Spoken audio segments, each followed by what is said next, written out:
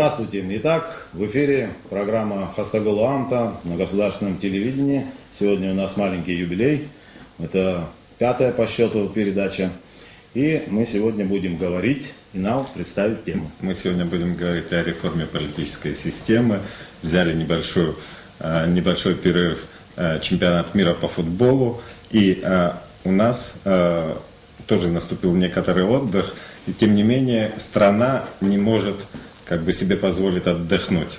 У нас впереди президентские выборы. И одним из главных тезисов на этих президентских выборах в результате выборной кампании будет наверняка тезис о реформе политической системы в стране. Старая, существующая ныне президентская система управления, она устарела. О ней говорят и правые, и левые. Практически каждый кандидат в президенты будет говорить о том, что необходима реформа политической системы. Мы как раз сегодня будем говорить о модели новой политической системы, которая была представлена общественно-инициативной группой. Я даже перечислю всех, кто в этом участвовал, может даже и не всех. Это были Лаура Авицба, Саида Гулия, Кама Джинджолия, Эсма Корсая, Олег Папаскири, Алхас Тхагушев. Привлеченный эксперт была Саида Будба. И там еще были Олег Домения, присутствовал в этом деле, тоже принимал участие в разработке. Я должен еще сказать, что сама эта модель, это плод, конечно, не одного или 2 месяцев, это около года длилась разработка этой системы, были всякого рода привлечены эксперты, и в конечном итоге пришли к тому документу, который мы сегодня и будем обсуждать. Причем на общественных началах, я поправлю это.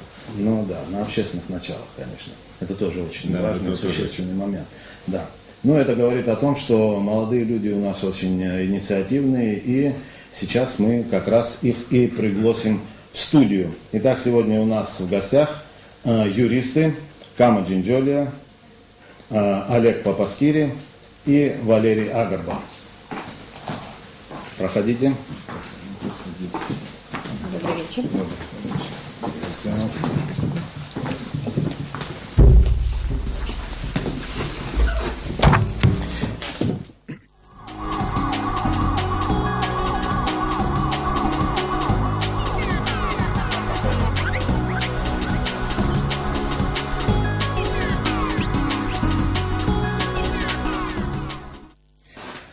Прежде чем мы начнем нашу беседу, мы представим время человеку, который принимал активное участие в разработке этого документа, Олегу Домению. Он сделает небольшую вводную часть.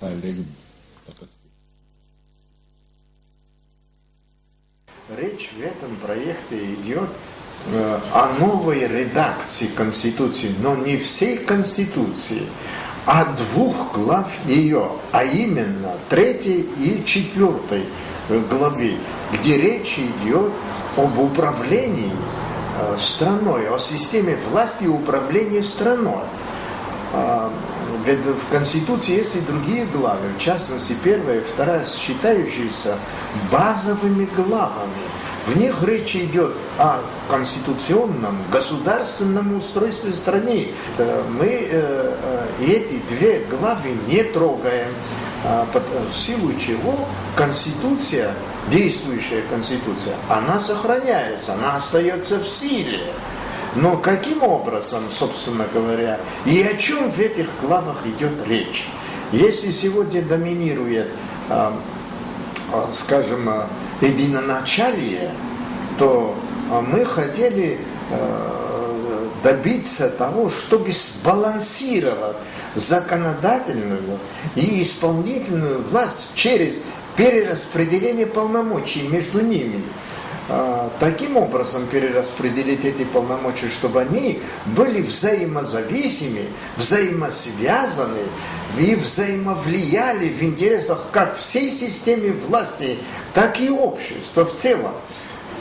Здесь как раз, на мой взгляд, нам удалось найти оптимальный вариант и механизмы этого взаимодействия, что сегодня наши разработчики как раз и излагали. В новостном сюжете сегодня было представлено то, как проходила презентация вот этой новой модели политической системы. Конечно же, нас интересует такой вопрос: как концептуально отличается вот эта новая модель от существующей сегодня. То есть у нас сегодня идет разговор о парламентско-президентской республике. Как она отличается концептуально от того, что мы будем иметь в будущем? Она отличается прежде всего тем, собственно, что вы выше озвучили. То есть сегодня мы имеем президентскую республику. И я думаю, это понятно по тому объему полномочий, который есть у президента, по той сфере компетенции, по тем ресурсам, которые находятся в руках у президента. Наша модель, как вы верно заметили, является смешанной моделью, которую иначе можно даже назвать как парламентско-президентская, где акцент и весомая доля полномочий были перенесены от президента к парламенту. В частности, такой важный элемент, который, собственно, во многом и делает предлагаемую модель смешанной, это повышение роли, собственно говоря, главная роль парламента в формировании правительства. Это наиболее ощутимое изменение нашей модели, в отличие от текущей, которое обусловлено не просто механическим смещением полномочий от одной ветви власти к другой ветви власти. Это было продиктовано попыткой найти баланс между сегодняшним положением дел и максимально, по возможности нашей модели равноудаленно расположить возможности и позиции каждого участника. Равноудаленно, да, вот как раз есть у нас слайд политической системы, который вы сегодня на презентации показывали. Мы сейчас посмотрим на него. И тут так наглядно представлено, в общем, что наверху парламент, президент, правительство и суд участвуют, да, вот в этом балансе. Вот указанные, собственно, такие стрелочки, они иллюстрируют прямую связь каждого элемента напрямую с другим элементом. То есть каждый из них имеет возможность влиять и определять ту или иную сферу для другого. Например, парламент определяет правительство, он влияет на президента и на суд. В свою очередь, сам по себе президент также имеет влияние и на парламент, и на правительство, и суд. То есть каждый участник имеет примерно, в данном случае нет, конечно, единицы измерения, но примерно эквивалентный объем влияния и полномочий. Это, собственно говоря, то, к чему всегда стремятся, к поиску той модели, которая будет стараться определять баланс и исключать злоупотребление полномочий. Это вот вообще очень необходимая, сейчас актуальная такая потребность в распределении полномочий. Вот скажите, пожалуйста, Кама, каким образом будет гарантироваться, так сказать, между ветвями власти вот такой вот консенсус? Когда мы говорим о балансе, если это поподробнее, да. Если говорить, когда мы говорим о балансе между ветвями власти, то необходимо понимать, что в каждом государстве этот баланс находится самостоятельно и независимо. То есть для каждого государства есть определенные характерные черты, которые и отличают его от других государств. И если мы берем один и тот же механизм, он в итоге находит отражение совершенно различными способами. И то, что действенно и эффективно в одной стране, совершенно не находит отражения в другой стране. Мы исходили из того, что нам необходимо было разрешать определенные проблемы, с которыми мы сталкиваемся сегодня, и мы брали максимально эффективные институты и механизмы, которые себя зарекомендовали в других странах. И пытались каким-то образом смоделировать, как бы они нашли отражение, как бы они вообще реализовывались в нашей системе, вот в новой, и применительно непосредственно к абхазскому обществу. И исходя как раз-таки из этих соображений, мы попытались уравновесить всех остальных акторов. Это вот непосредственно те вот 4 элемента, о которых мы сейчас говорим, чтобы они были равноудалены, в то же время равнозависимы между собой. Естественно, абсолютным этот баланс быть не может, но мы постарались учесть наиболее актуальные элементы, которые характерны и важны для нашего общества. То есть нам было важно в определенной степени ответить тем вызовам, которые сегодня существуют в нашем обществе и в нашем государстве. Я бы хотел бы задать вопрос, который меня все время волнует. По нынешней вашей модели вы полностью разделили вот эти два понятия, глава государства и глава исполнительной власти? Или есть все-таки какие-то скрытые такие механизмы влияния, которые так или иначе отражались бы на деятельности государства? Когда мы говорим, что президент глава государства, то мы, естественно, его отделяем. Безусловно, между всеми участниками есть определенные связи, и они могут быть как открытыми, так и скрытыми. Но определяя, что правительство является исполнительной властью, и премьер-министр является главой исполнительной власти, мы отделили как раз таких функциональные обязанности и полномочия. Это существенные изменения, которые, на наш взгляд, очень эффективно отразится на непосредственное развитие и действии самой системы. Нам было важно, чтобы президент был достаточно самодостаточным, но в то же время он был удален от ежедневного функционирования государства. И вот это функционирование, обеспечивание этого функционирования уже ложится на плечи премьер-министра и непосредственно кабинета министров. Вот согласно вашему проекту, практически все полномочия, то есть по кабинету министров, переходят там в правительство. То есть министры обороны, весь силовой блок тоже подчиняется, я так понял, главе правительства. Цельное правительство. То есть президент фактически остается без даже каких-то таких атрибутов важных, как безопасность и так далее. Он уже не будет считаться главнокомандующим. Нет, он не является главнокомандующим. По нашей модели она смешанная. Нельзя сказать, что президент у нас формально ни на что не влияющий. А кто главнокомандующий вообще? Президент. По нашей модели, которую мы предлагаем, это президент. Но если там, допустим, министр обороны подчиняется напрямую главе правительства? Ну, естественно, кабинет министров не может работать частями. Это единый организм, который обеспечивает деятельность государства. Другой вопрос, что должно быть взаимодействие между президентом и премьер-министром и непосредственно министрами. И здесь им необходимо как раз-таки налаживать его связи, которых, может быть, у нас нет сейчас, когда необходимо будет предлагать какие-то идеи, находить поддержку в них. И тут есть возможность влияния и как у президента, так и у премьер-министра и непосредственно министра. И если говорить о формировании кабинета министров, то мы как раз-таки и закладываем основную такую идею, что премьер-министр должен приходить со своей программой. То есть у него должен быть план действий, и этот план действий должен быть одобрен. И уже исходя из этого плана действий как раз-таки определяется, насколько эффективен тот или иной министр, и в целом весь кабинет министров. А у президента, естественно, есть гораздо больше контрольных функций, скорее здесь находится, но это реальные действующие функции, которые позволяют ему реагировать в зависимости от ситуации, которая складывается, на те или иные обстоятельства. Валерий, вот интересно, что вы думаете по поводу этой новой модели политической системы Абхазии? У вас в комитете работа большая велась, мы знаем, и вы внесли изменения, поправки в Конституцию отношения судебной власти, Конституционного суда. Ну, как вы оцениваете само то предложение, если так можно в общем тоже сказать, вот этой новой модели политической системы? У вас есть желание взаимодействовать? Желание у нас взаимодействовать есть. Более того, участники этой инициативной группы входят в состав недавно сформированной новой комиссии по конституционной реформе. На сегодня мы были приглашены тоже на презентацию этой новой политической модели, политической системы Абхазии. Но, как вы знаете, эта тема конституционных изменений не нова. Она еще поднималась в 2005 году, когда были указом президента сформирована комиссия и разработаны также поправки в 3-4 главы Конституции, это законодательная исполнительная ветвь власти. Но, к сожалению, 4 созывом были приняты в 2 чтениях только 5 глава судебная власть. Но, тем не менее, эти поправки, разработанные в 3-4 главе, они есть в парламенте, они есть в разработке. Это, в целом, конечно, эта система имеет право на жизнь. Вопрос очень часто так остро стоит о том, что какая форма правления нам более удобная или более подходит. Это, там, не знаю, президентская, парламентская, или парламентская, президентская, или суперпрезидентская. Это вопрос дискуссионный.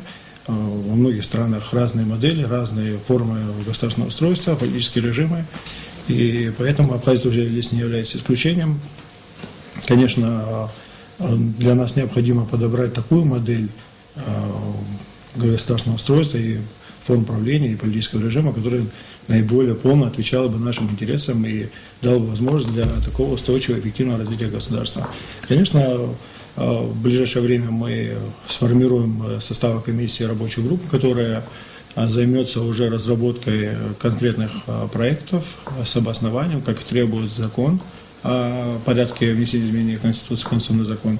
И приступим к работе. Естественно, конечно, будем контактировать. И открыта комиссия для любых инициативных групп, для любых юристов в области конституционного права, или кого не было, которые могут представить свое видение политического устройства, и будем принимать решения, наиболее лучшую модель, согласованную со всеми слоями нашего общества, потому что в нашу комиссию мы включили практически все представители всех политических партий, общественных движений, юристов, общественных деятелей, специалистов в области конституционного права. Поэтому я думаю, что в данной ситуации мы модель выработаем наиболее подходящую для нас, наиболее эффективную. Ну, а вообще есть какое-то видение, какая модель все-таки должна быть? Или пока вы лично даже... у меня? Да, лично. Ну, если мое мнение, конечно, я больше склоняюсь к тому, чтобы никаких таких радикальных перекосов в сторону, как у нас вот часто говорят, что Абхазия подошла к такой стадии развития, когда необходима нам парламентская форма правления, там, или, не знаю, смещение в какие-то иные плоскости. Конечно, я больше за то, чтобы эта система радикально, особо ничем не изменялась от современно существующей. Конечно, есть пробелы, так скажем, конституционные, да, и новое течение времени, и новая, там, скажем, такая динамика развития, она не позволяет нашей Конституции адаптироваться к новым условиям. И, конечно, нужны некоторые корректировки, да, коррективы в сторону изменения полномочий, предположим, там, президентских или парламентских и так далее.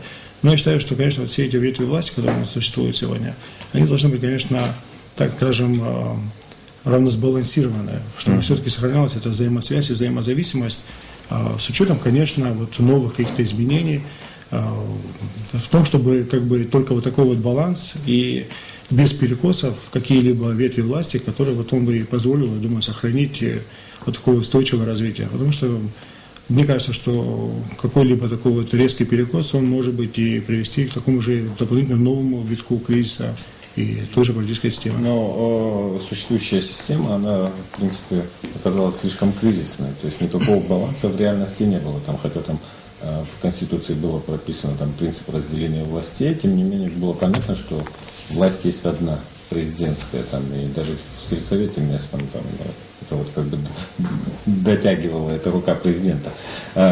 Сейчас вот как бы такая попытка все-таки как бы дистанцироваться от каких-то радикальных, революционных методов решения вопроса не приведет ли к тому, что вы просто как бы небольшую косметику проделаем, и в итоге у нас опять как бы выйдет этот как бы гибридованный, опять же, монстр тот же самый, как бы та же власть, но больше уже, которая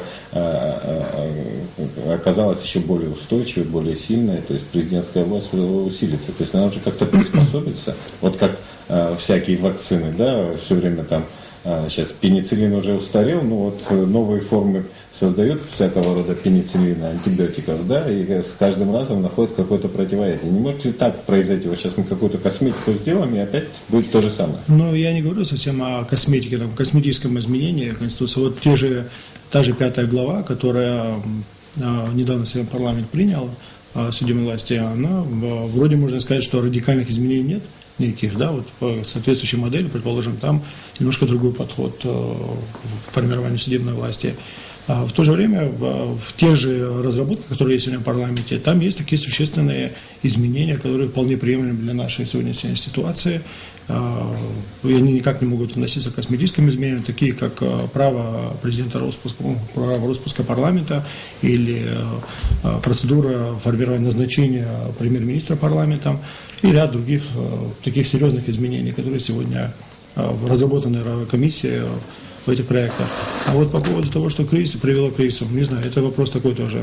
Привела ли Конституция к кризису, а может быть и иные факторы, и экономического характера, и социального? По крайней мере, вот в модели, той модели, которая там группа Тхагушева разработала, есть, в принципе, понятие меньшинства, да, то есть меньшинство, политическое меньшинство, оно контролирует там контрольную палату, ЦИК и еще наблюдательный совет И Нацбанка.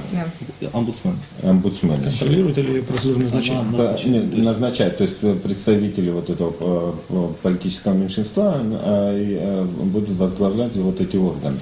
Вот нынешние вот реформы, которые там в парламенте задумываются, вообще идет ли разговор о том, чтобы все-таки как-то наделить там не только между ветвями власти, выработать какой-то баланс и сделать, в принципе, процесс вот именно политический, допустим, вот, права там оппозиции, чтобы были представлены там, оппозиция имела какие-то действительно рычаги влияния. Ну, я хочу сказать, что такие вот критерии, как установлены в этой модели, это отражены. И на сегодняшний день у нас, правда, не принят закон о парламентском уполномоченном, но у нас уже есть повестки дня, он есть в плане законодательской деятельности, и точно так же парламент по собственной инициативе, без всякого представления, назначает уполномоченного прав человека с такими же там гарантиями, независимость и так далее. Тот же ЦИК, состав формирования ЦИКа также он паритетный президентом и парламентом по сегодняшнему законодательству. Единственное, что в новом проекте у ребят есть назначение председателя Национальной избирательной комиссии, то, что у нас сегодня нет. Вот такое вот изменение есть. Ну вот в данной ситуации, не знаю, разный вопрос о парламентском меньшинстве или большинстве, это уже немножко другой вопрос, потому что вся концепция, как я вижу и понимаю, она строится на совершенно другом избирательном процессе. Там совершенно меняется избирательный процесс. Кстати, у нас также действует комиссия, она уже около почти года работает, и концептуально тоже пришли к мнению, что нам необходим переход от мажоритарной системы к смешанной. В данной модели представляется исключительно пропорциональная система, и вся конструкция строится именно на этой модели, на системе, избирательной системе, пропорции, тогда вот уже формирование большинства, меньшинства и так далее. Это тоже вопрос такой, это вообще отдельно как бы должна быть тема. Ну да, это отдельная тема. Я думаю, мы как раз можем сейчас к этой теме тоже перейти. И вот есть у нас по этому поводу слайд, где изображена избирательная система на выборах в парламент. Что тут такого особенного представляется вот в избирательной системе? Давайте мы скажем в вашем предложении. Главное отличие нашей модели в том, что парламент, как ключевой орган, политический орган страны, он формируется полностью из партий. То есть это полностью партийный парламент, где мы уходим от принципа самого движения, который имеет место быть сегодня и который нам хорошо известен. Поэтому система, которая предлагается, она может быть условно названа как пропорциональная региональная система. В чем ее смысл? Очень часто, говоря о такой вот модели, можно вспомнить про ее слабые стороны болезни, когда партия предлагает некий общий список своих людей на всю страну, и, как правило, популярные лидеры, красивые имена, они стоят наверху списка и таким как бы локомотивом вытягивают партию в парламент. Понимая об этой болезни, об этой слабой стороне модели, мы постарались найти противоядие, чтобы максимально нивелировать эту слабую сторону. И в чем было выражено это решение? Мы сохраняем списки, но мы их делаем региональными. То есть что это означает? Означает, что если партия хочет пройти, получить места в парламенте от конкретного округа избирательного, то она выставляет конкретный локальный регионный партийный список. Именно по этому округу, район, скажем, там, город Сухум или там, не знаю, Гагарский район. Таким образом, у партии возникает конкретный необходимый стимул для работы на местах, для поиска людей авторитетных, активных, доверенных. И таким образом партия не сможет решить свой вопрос прохода в парламент путем назначения одной фигуры, либо одного лица, символа партии на высшую позицию, как бы тем самым за ним шлейф остальных участников. Такой подход, он призван стимулировать работу партии вширь, то есть по горизонтали, и мотивировать ее для привлечения и для работы с населением в регионах. Вот вообще, на самом деле, конечно, мы же знаем, как происходит с формированием вот этих партийных списков.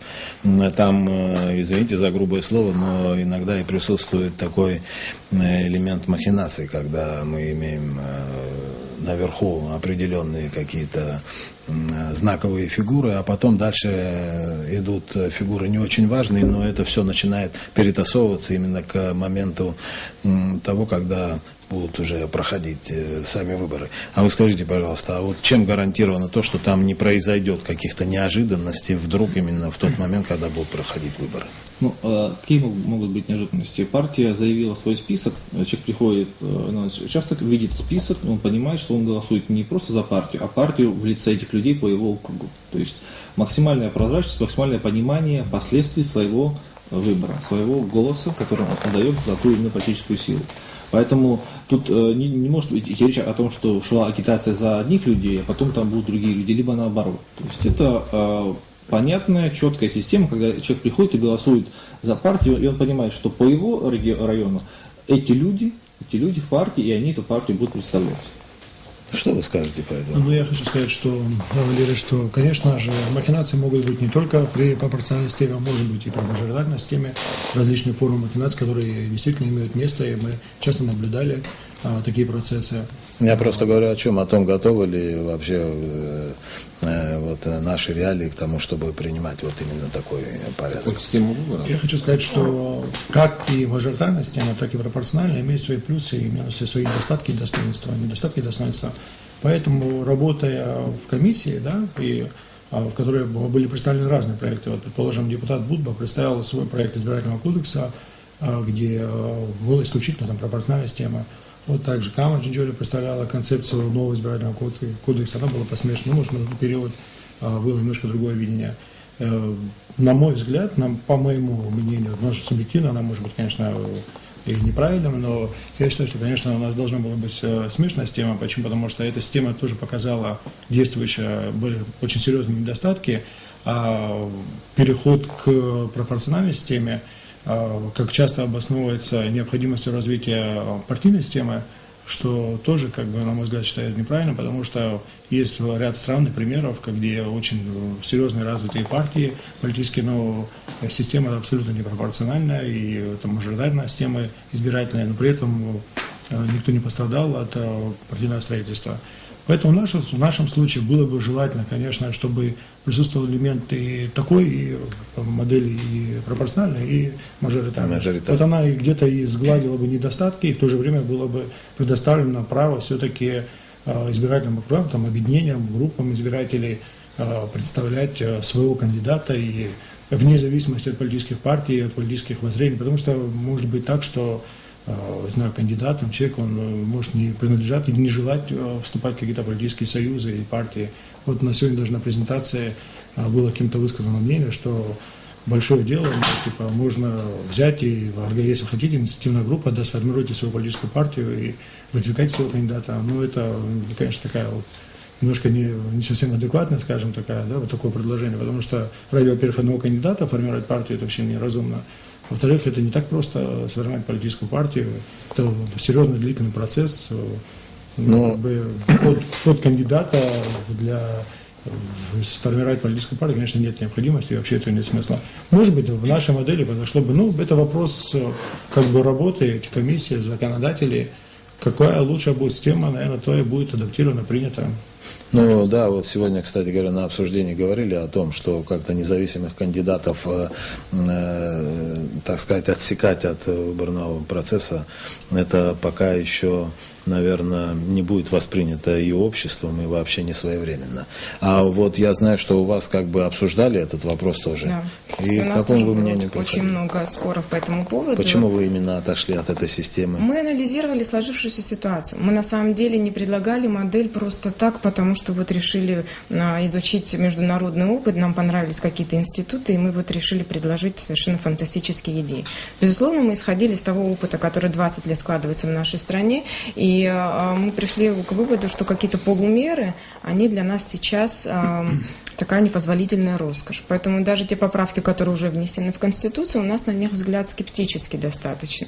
И если мы говорим о реформах, то это должны быть какие-то все же более устойчивые изменения.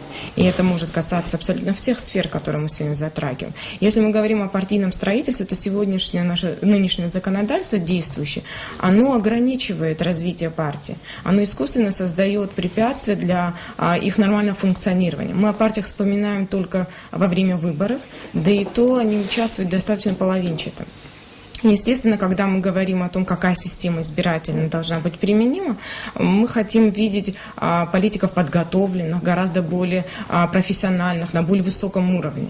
Такие политики не появляются просто так, они не могут создаться из ниоткуда, просто вот изъявив желание. Они должны проходить определенный путь развития, расти. И расти можно, естественно, только в партиях. Ничего другого в мире, к сожалению, пока не придумано, или к счастью.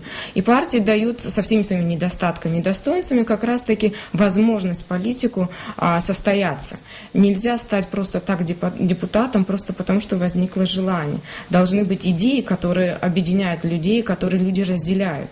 И если человек действительно находит какие-то поддержку в обществе, он может как раз-таки в этой партии найти единомышленников, союзников. И те идеи, которые разделяют общество, эта партия, естественно, получит дальнейшее развитие. И когда такая партия приходит в парламент, она, естественно, получает возможность реализовывать эти свои идеи и программы.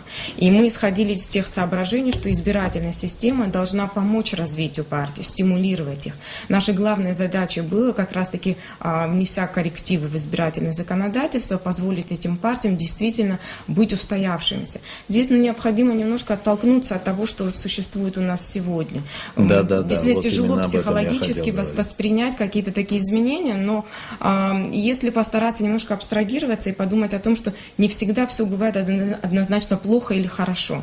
Иногда какие-то объекты должны или субъекты должны действительно пройти путь развития. Вот сегодняшняя наша ситуация, она показывает, что мы уже переросли достаточно давно период мажоритарной системы в том виде, в каком он используется в нашем нынешнем законодательстве. Нам необходимы перемены, и если мы говорим о смешанной системе, то она не даст нам тех эффективного такого роста по партиям, который нам необходим. О смешанной системе мы действительно можем говорить только тогда, когда у нас будет определенный выбор между партиями, и у нас появятся те самые харизматичные личности, которые могут быть самовыдвиженцами. То есть сейчас мы сталкиваемся с тем, что абсолютно действительно любой желающий, кто видит в себе силы и возможности, может выдвинуть себя в качестве депутата, найти небольшую поддержку. Но если мы хотим действительно значительного скачка в уровне, то нам нужно стимулировать партии. И мы видим как раз-таки в этой пропорциональной системе возможность для роста партий. Может быть, после того, как эта система устоится и будут какие-то положительные результаты, если они, конечно, будут, можно говорить о смешанной системе. Я вот все-таки хотел бы поддержать Каму. Действительно, у нас Отдался система, обаянию. Да. Но я молодых всегда поддерживаю. Мне кажется, действительно, мы все время пытаемся зацепиться то, что уже как бы изжило. То есть, если даже посмотреть вот эту мажоритарную систему, там вот первый парламент у нас был золотым, да, потом как бы лучшие люди туда были делегированы нашей страны, но, хотя там и время было другое. Но потом уже как бы и следующие выборы, то есть хорошие люди, то есть делегированы. Но с каждым разом уже было видно, что даже уже время хороших парней закончилось. То есть уже как бы очень такой сухой расчет, там, вот если посмотреть, как выдвигаются, как становятся депутатами, там где-нибудь в сельском округе, да, бежало родоплеменное такое собрание, да, там парень качок вышел и говорит, это мы должны, наше место там, да, то есть никакой программы, никакой идеи нет. Я вот когда вот парламент смотрю, вот иногда на сессии попадаю, и многим, мне кажется, все-таки до сих пор там они, может быть, и сидят уже несколько лет депутатствуют, но я их голос не слышу вообще. То есть они руки регулярно поднимают там или опускают, а вот что он из себя представляет как депутат, каких политических взглядов он, вообще абсолютно ничего не видно, не слышно. То есть у меня такое ощущение, что эти люди никак не готовы, кроме того, что вот готовность была попасть в парламент, вот дальше они как бы для процесса законотворчества как бы никуда не годятся. И для них это какая-то школа, да, то есть они раньше вот где-то на улице, там на Брехаловке политикой занимались, вдруг попали в парламент, где нужно заниматься не только политикой уличной, но и процессом законотворчества, они, оказывается, не приспособлены ни к чему. И поэтому, мне кажется, все-таки это парламент не тот институт, где ты должен это какое-то начальное образование получать в области политики. Для этого есть политические партии, которые необходимо стимулировать. Нынешние политические партии это фактически любительские клубы, в которых нет никаких стимулов. То есть вот создал политическую партию, она не участвует ни в парламентских выборах, нигде, да, там где-то от нее там несколько кандидатов выдвигается, не вроде бы, да. И то ограничено. Не более трети. Да, не более трети. И то, когда этот депутат, там люди за него, политическая партия побегала, там поагитировал, он как приходит, становится депутатом, он говорит, я независимый депутат. То есть он не говорит уже, что он представляет партию. Но сейчас при нынешней системе, то есть при той модели, которую ребята предлагают, переход на партийную, на пропорциональную форму, по крайней мере, возникает, то есть возвращается вопрос политической ответственности. То есть вот когда идет в процессе, люди голосуют, вот по нынешней системе, по идее, определи, да, там человек, который там считает в парламенте голоса, он тоже не может определить, кто за кого голосовал.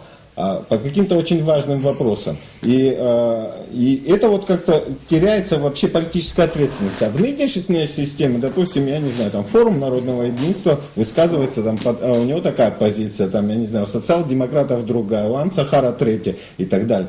Ты, по крайней мере, знаешь, за что ты, собственно говоря, голосуешь и кого будешь поддерживать. А сейчас вообще этого нет у нас. Да. И может быть, вот как нынешняя ситуация, когда мы находимся в кризисе, это вот это такая сплошная политическая безответственность. Это не только безответственность, допустим, на самом верху, но и на других низовых уровнях, где никто не виноват в этой стране абсолютно.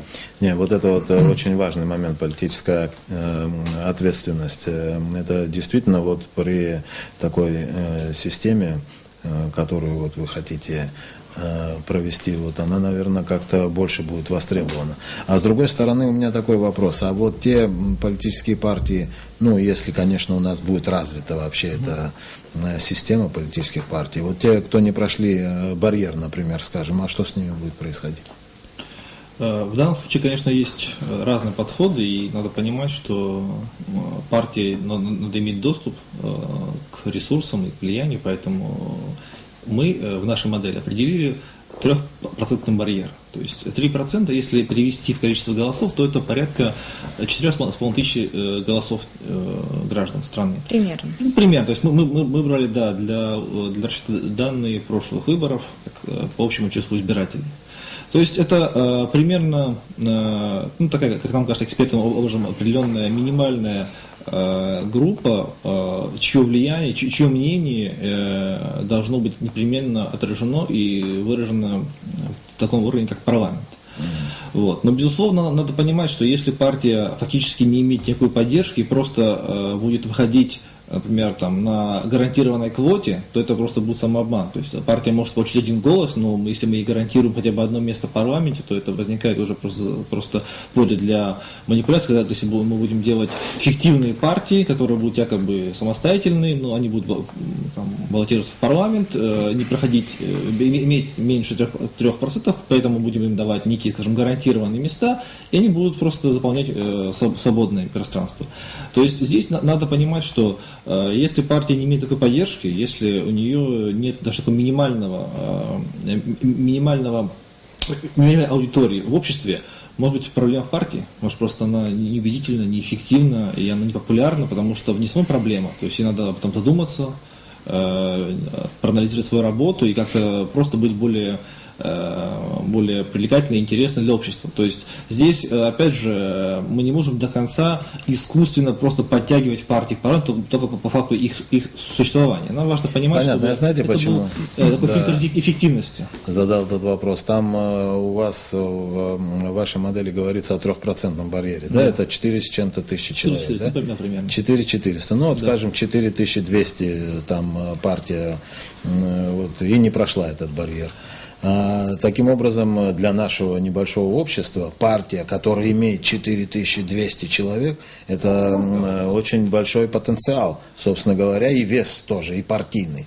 Но если сравнивать вообще с нынешним состоянием партии, то это вообще почти что фантастическое представление о том, что 4200 человек партийных останутся вне вот, участия государственного строительства. Да, но надо понимать, что такая партия, она, конечно, должна иметь возможность, но этот процент, который взят 3%, это экспертно, то есть это тот опыт, который имеет место быть. То есть мы можем его анализировать, можем сделать барьер 5%, 7%, чтобы усложнить, может быть 1%. Это тот вопрос анализа и даже, наверное, работы с партиями, потому что в сегодняшний день в Абхазии нет данных официальных о той степени готовности к партии, к работе и об их реальной поддержке, потому что у нас нет ни опыта в данной сфере, избирательного опыта, чтобы мы видели их реальную их лояльность в обществе. Поэтому сегодня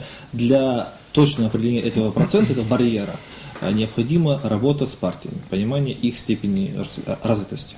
Валерий, можно я тоже? Коротко. Да.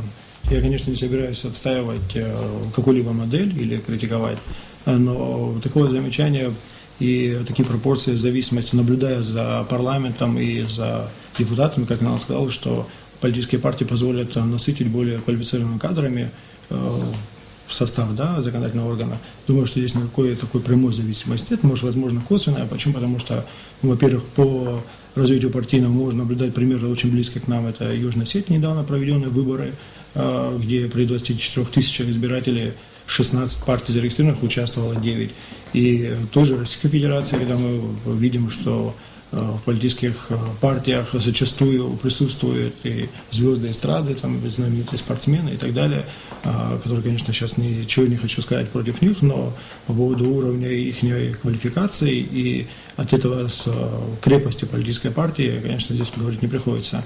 А вот по поводу того, что все-таки, как заметила Кама, скептизм смотрят на проводимые или проводимые ранее недавно реформы судебной власти, конечно, у каждого может быть свое мнение, но этим конституционным изменениям предшествовала почти полуторагодичная работа, и отнюдь не косметические изменения были проведены в судебной, был учрежден, как вы знаете, Конституционный суд, были как раз для того, чтобы изменить систему судебную, были изменены в нашем проекте, который мы в ближайшее время вынесем на заседание сессии, это новая система бальной сдачи квалифицированных экзаменов, что как раз-то и позволит отсеять те неквалифицированные кадры, которые сегодня иногда бывают стремятся и попадают в судебную систему.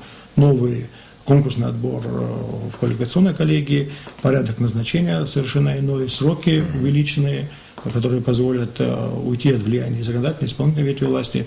Поэтому я думаю, что вот такой вот эволюционный путь, он все-таки для нас более приемлем, чем революционный. И вы считаете это революционным путем вообще? Нет, у нас эволюционный как раз-то путем, а вот революционный путем, он, конечно, немножко может и нести некоторые негативные моменты, когда инородное тело может быть тело и отторгнуто вообще организмом. Поэтому здесь очень надо аккуратно подходить к таким вопросам, и тем более, когда стоит вопрос о вообще государственном строительстве.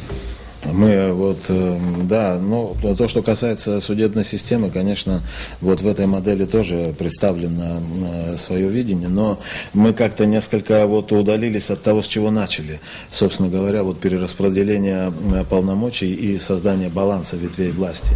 Вот об этом самом главном как-то хотелось поговорить больше всего. И поэтому сейчас мы давайте вот вернемся к этой тоже теме назад. Почему? Потому что я думаю, что вот очень важный вопрос – это взаимоотношения внутри уже вот по вашей модели избранного парламента, взаимодействие, то, о чем вы говорили сегодня на презентации, большинства и меньшинства, каким образом это будет происходить. И да, пока так. Хорошо, пока так. Очень важным элементом той системы, которую мы предложили, это осознанно заложенный, так сказать, внутренний конфликт парламента. В чем он выражается, этот внутренний конфликт парламента? В том, что в процессе формирования правительства та часть парламента, которая фактически определила правительство, то есть проголосовала, это большинство парламента. Оно таким и остается. То есть это, скорее всего, может быть либо одна партия, которая имеет большинство парламента, большинство мест в парламенте, либо, допустим, 2-3 партии, которые в сумме своих голосов, своих мест имеют решающие полномочия в парламенте. Таким образом, если группа партий, либо партия определяет одну часть, это правительство, генпрокурор, глава Нацбанка, то остается другая часть парламента, которая не смогла реализовать свои возможности таким образом и фактически выпала из этого процесса. Но чтобы они также имели реальные, эффективные ресурсы и возможности для влияния, мы предусмотрели специальные полномочия для этого парламентского меньшинства. Эти полномочия, это большинство представлено сейчас на слайде. Да. То есть это то, что может себе позволить правящая партия или правящая коалиция. Ну, это вполне понятные, логичные такие ключевые позиции. Но меньшинству парламентскому мы также оставили очень важные и очень серьезные полномочия, которые выражены в назначении контрольных фигур в стране. Да. Вот они представлены, эти 4 позиции. Таким образом, парламентское меньшинство имеет реальную возможность, реальные рычаги для регулярной, постоянной работы. И таким образом у них не теряются стимулы для развития. То есть сегодня партия может сказать, вот мы не имеем большинства в парламенте, у нас нет рычагов влияния, вот мы ничего делать не можем, поэтому, пожалуйста, с нас ничего не спрашивайте. Стойте, у вас есть серьезные возможности, у вас есть серьезные рычаги влияния. И путем работы с этими фигурами парламентское меньшинство имеет возможность реализовывать свои обещания, свои намерения и свою программу в той степени, которая им допущена. Вот такая контрсила внутри парламента, она именно призвана стимулировать и, скажем так, не расслабляться парламентскому большинству, понимая, то есть у них там есть правительство, у них есть ключевые фигуры, все можно забыть на 5 лет не обо всем, ничего подобного. Есть четкие возможности для того, чтобы сегодняшнее парламентское меньшинство эффективно поработало и через, цикл стало парламентским большинством. Вот. И нам очень важно было, чтобы это было не пожелание для меньшинства, а это были реально прописанные, четко регламентированные полномочия парламентского меньшинства. Поэтому вот такой механизм внутренний парламентский, он и призван сделать сам орган более эффективным, более весомым и более важным. Вы знаете, что очень тоже интересный момент вот в вашей модели, это то, как будет избираться спикер парламента и на какой срок. Тоже коротко давайте мы скажем просто, чтобы проинформировать наших зрителей. А потом я бы хотел поговорить о полномочиях президента и парламента, вот о перераспределении этих полномочий, что именно будет в полномочиях президента, а что у парламента, что в этом смысле предлагает ваша модель. Я скажу краткий комментарий по спикеру. Мы предлагаем такую новую смелую норму. Мы предлагаем ежегодное переизбрание спикера, то есть ежегодная ротация спикера. Эта форма, она была позаимствована из финской модели конституции, только там у них еще более смелое и более такое отважное решение. Они на каждую сессию меняют парламент, на каждую сессию они меняют спикера. Мы решили, что это слишком большая крайность и будет нестабильный элемент, поэтому мы постарались сделать такой некий вариант усредненный, когда это можно делать ежегодно. Такой подход был чем продиктован. Нам очень важно было заложить даже в Конституции возможные антикоррупционные меры.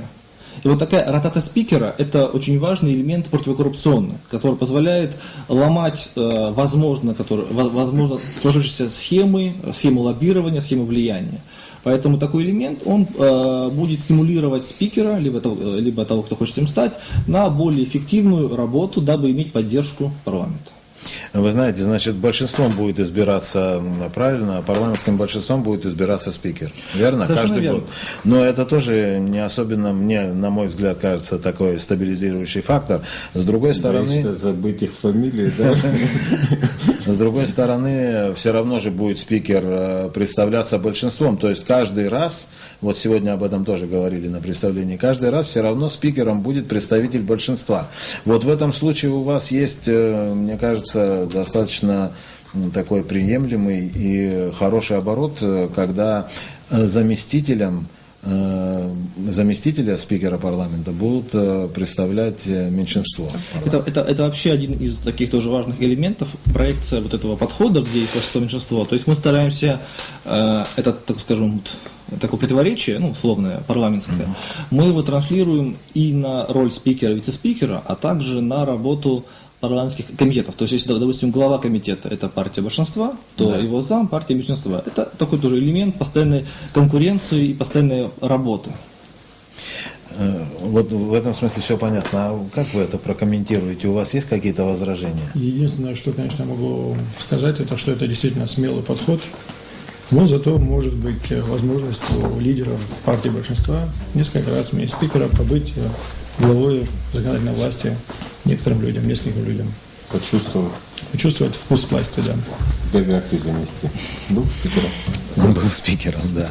Ну, на самом деле, может быть, да, в этом и есть. Это вот, я не знаю, меня радует вот в этом контексте тоже. то, что в принципе есть какие-то, может быть, смотрится иногда, да, вот, что-то такое неожиданное, да, фиолетовое такое, да, но мне кажется, вот эта мысль о том, что нужно создавать хотя бы маленькие, там, систему маленьких ловушек, да, там, я понимаю, что одной ловушкой там ты коррупцию не победишь, но вот система вот таких мелких ловушек, которые хотя бы немного дадут этой коррупции, как бы чуть-чуть чуть-чуть ее в рамки какие-то зажмут. Мне кажется, это очень важный элемент вот нынешней модели, и я думаю, там многие вещи, кстати, прописаны, в частности, вот то, что оппозиция, там, парламентское меньшинство будет там делегировать своего представителя, будет иметь своего представителя в качестве главы контрольной палаты, очень важный элемент, потому что сегодня у нас президент, он сам назначает, он как бы кандидатуру предлагает, и парламент, в большинстве в своем состоящий из там сторонников президента, он эту кандидатуру одобряет, то есть фактически президента будет проверять человек, которого он сам же делегировал на это, рекомендовал на эту должность, естественно, кто тебя будет проверять. И здесь очень важна вот такая модель, вот когда вот такие вещи есть, друг друга реально контролирующие, система сдержек и противовесов. Да, система работает. И вот этих кризисов, о которых мы вот говорим, вот кризис. У нас же не кризисы, там, которые возникают. У нас обычно такой сплошной кризис, потому что система не работает. Потому что есть вот как бы нет, вот я в нынешней Конституции, кстати говоря, не вижу, нет того инструмента, который бы разрешал какие-то кризисы, да, там, допустим, у нас глава государства, это он же глава исполнительной власти. То есть, если меня не устраивает, там какая-то ситуация возникла, там, я не знаю, в экономике или еще чем-то, да, то есть возникает, что-то нужно решать. Но президент уперся, он же глава исполнительной власти, там отправлять правительство в отставку вообще как-то глупо, потому что правительство это такие порученцы, не более того, в нынешнем контексте. И ты требуешь, видишь, что выход из ситуации только один, и уже ты требуешь отставки президента. Уже отставки президента это уже совершенно другой как бы ракурс, то есть здесь такое политическое составляющая, и как бы и все начинают думать, а что тут, страна развалится и так далее, импичмент, да ты что. И то есть и вот этот вопрос оказался нерешенным. То есть и таких вопросов у нас накапливается куча, потому что выхода нет. Нынешняя система, я вот как бы знакомился, как бы уже 3-4 дня ее изучаю, мне кажется, она вот в этом плане напоминает Лего. То есть ты берешь эту конструкцию, что-то там поломалось, да, ты вот этот кусочек конструкции раз поменял, воткнул, и все нормально работает. И поэтому, мне кажется, вот отношение к кризису там будет совершенно другое. То есть есть возможность оперативно реагировать, хотя бы там через смену правительства. Это будет уже не трагедия. Глава государства есть, он работает, он как бы контролирует процесс, он как бы над схваткой, а вот это правительство, оно как бы не справилось со своими обязанностями, ушло и так далее. То есть, мне кажется, вот это очень важный момент отношения к кризису. Как система реагирует на кризис. Вот нынешняя система абсолютно никак не реагирует. Она только способна там породить новую революцию там, или еще что-то. По-другому она никак не реагирует на кризис. Она просто впитывает как пылесос, и все. На этом закончилось. Я хочу вас предупредить, что у нас осталось всего 3 минуты, в общем-то, до эфира. А тут огромный объем, и можно много еще обсуждать. Так что давайте мы как-то подведем вообще итог вот тому, о чем мы тут говорили. О самой этой модели новой политической системы Абхазии. Конечно, там очень много вообще существует каких-то вещей, которые требуют отдельного разговора. Это вот, например, перераспределение, конкретные полномочия президента. Это то же самое вот, большинство, взаимодействие большинства и меньшинства в парламенте. Вот, очень многие темы.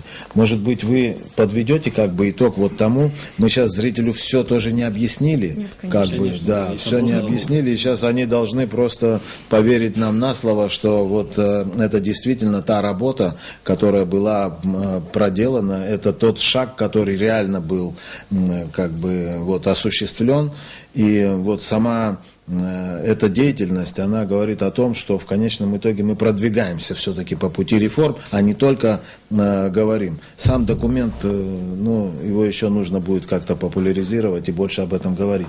Ваше общее отношение, давайте мы подведем итог тому, что вы сегодня презентовали, раз мы не можем все это охватить, нельзя объять необъятное. Конечно, работа проведена, и это действительно положительно можно отметить, потому что действительно нужно двигаться, тем более есть запрос общества, и как по поговорке дорогу, конечно, осилит идущие. Но хочу сразу как бы сказать, вот мы часто очень слышим о том, что после заявления некоторых политических наших лидеров о том, что до избирательной кампании будут проведены изменения в Конституцию, но чтобы исключить вот эти всевозможные спекуляции как бы на этот счет, хочется сразу сказать о том, что у нас есть конституционный закон о порядке принятия вступления в силу поправок Конституции, и там четко прописано о том, что конституционные поправки принимаются в 3 чтениях с двухмесячным интервалом. Поэтому это невозможно принять очень быстро, эти поправки. Более того, просто по концепции, естественно, и вытекающий оттуда сам проект конституционного закона о поправке Конституции подразумевает собой не только изменение Конституции, но еще изменение целый пласт законодательных актов, и конституционных актов, и законодательных актов, и подзаконных актов, для того, чтобы можно было действительно эффективно реорганизовать и провести реформу государственного устройства. Поэтому это очень длительная, такая трудоемкая работа, и было бы желание, были бы возможности, и все можно осуществить, конечно. Коротко, пожалуйста. Хотелось бы отметить, что, наверное, основной целью нашей группы при написании этой модели было как раз-таки спровоцировать обсуждение конкретных механизмов институтов. Мы очень много слышим о том, что нам нужны реформы, мы очень много слышим критики в адрес нынешней политической системы, Конституции, но мы не слышим конкретных советов, рекомендаций, предложений по тому, как ее необходимо менять и что необходимо менять. Мы очень долго за этим наблюдали, и можно сказать о том, что больше 10 лет мы слышим, особенно в предвыборных речах, и от кандидатов в президенты, и от кандидатов в депутаты, о том, что необходимо реформировать систему. Но когда мы озвучили конкретные идеи, очень многие выразили скептическое отношение, и очень многие даже испугались.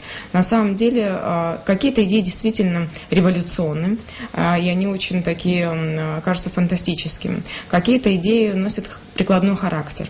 Другой вопрос, как мы в целом к ним относимся, действительно ли мы готовы к ним.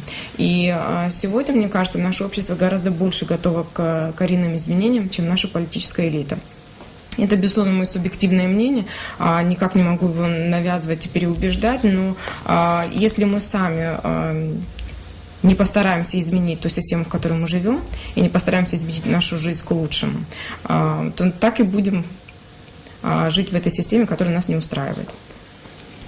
Я хотел бы такой краткий комментарий и такую идею. Надо просто понимать, что та реформа и ту модель, к которой мы хотим прийти, она должна не описывать то, что мы имеем сегодня, не это подтверждать, а она должна ставить цель. То есть она должна описать ту модель, ту схему, к которой мы хотим прийти в будущем.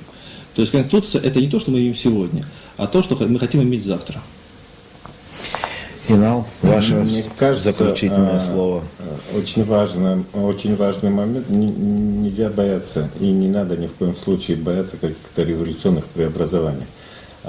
И как бы все время вспоминать о вот этом твоем старом комоде, который уже абсолютно никуда не годен. И иначе вот другая альтернатива возникнет. То есть возможность через законодательно провести революционное реформирование и как бы все-таки поэтапно как-то улучшить жизнь и сделать систему управления более работоспособной, нежели как бы вот это революционные преобразования у нас начнутся на улице. То есть другой альтернативы нет. Либо мы все-таки что-то радикально будем менять в нашем сознании, в нашем мироустройстве, либо эта улица нас все время будет вот так лихорадить. Так что в этом плане как бы я не вижу какой-то возможности сохранить, там что-то заретушировать и там идти там годами обдумывая какие-то вещи. Время нам не дает возможности долго как бы рассуждать тихо как бы о тех или иных вещах. Нам нужно действительно как бы делать очень быстрые и реальные какие-то подвижки в этом направлении. Иначе как бы время будет достаточно нещадно к нам относиться. Время действительно будет нещадно относиться, и, к сожалению, мы должны заканчивать передачу, потому что мы уже час в эфире, отведенный нам, и нужно укладываться. Хотя хочется, конечно, более подробно обо всем поговорить, и мы многого, конечно, здесь не затронули еще. Все-таки так, судя по всему, подробно нужно будет говорить об этом и в других передачах, и более конкретно уже как-то по пунктам. И, конечно же, очень важно мнение и специалистов, и тех, кого вы будете привлекать, и в том числе, конечно же, это будет проходить обсуждение в парламенте. Да, и самое интересное то, что вот по вашей модели новой политической, я вижу, что здесь привлекается активно и общественность тоже, вот, участвовать в государственном, так сказать, строительстве и вообще в изменении и переменах в государстве. Я нашим телезрителям напомню, что у нас сегодня в гостях были юристы, молодые, энергичные, инициативные, Кама Джинджоля, Олег Папаскири и Валерий Агарба, который является еще и депутатом. И мы старые журналисты, да, и очень-очень старые. Пальцем не показывай, не привычно. Мы с вами прощаемся, до следующей встречи. Я думаю, эту тему мы продолжим в лучших наших передачах. Будьте здоровы.